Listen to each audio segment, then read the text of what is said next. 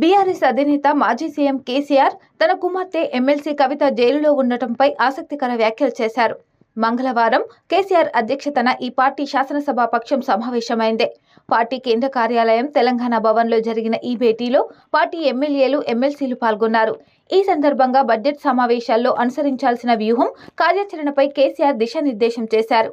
కాంగ్రెస్ పార్టీల హామీల అమలు, ప్రజా సమస్యలను లేవనెత్తడం ద్వారా బడ్జెట్ సమావేశాల్లో ప్రభుత్వాన్ని నిలదీయాలని సూచించారు.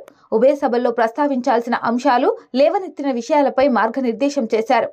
అధికారం కోల్పోయిన తర్వాత కేసీఆర్ అధ్యక్షతన పార్టీ శాసనసభ పక్ష సమావేశం జరగడం ఇదే మొదటిసారి కావడం గమనార్హం. గతంలో జరిగిన సమావేశానికి అనారోగ్య కారణంగా కేసీఆర్ హాజరు కాలేదు. అయితే ఈ అసెంబ్లీ సమావేశాలకు కేసీఆర్ హాజరు కానున్నట్లు తెలుస్తుంది. బీఆర్ఎస్ ఎల్పీ మీటింగ్ అనంతరం కేసీఆర్ కవిత అరెస్టుపై స్పందించారు.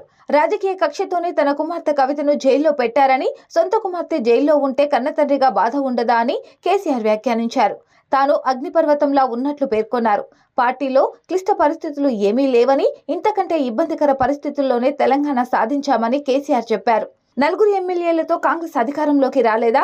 ప్రతిపక్షంలో ఉన్నప్పుడే ఎమ్మెల్యే బాగా ఎదుగుతారని కేసీఆర్ వ్యాఖ్యానించారు. కాంగ్రెస్ సర్కారు పాలనపై పట్టు సాధించలేకపోయిందని, పాలనపై దృష్టి పెట్టకుండా బదనాం చేసే పనిలో ఉన్నారని కేసీఆర్ ఆగ్రహం వ్యక్తం చేశారు.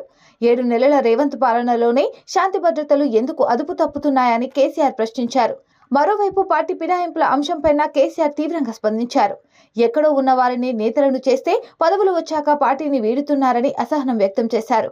పార్టీ వదిలి వెళ్లే వారి గురించి ఆలోచించాల్సిన అవసరం లేదని పార్టీ ఎమ్మెల్యేలతో కేసీఆర్ అన్నట్లు తెలిసిందే.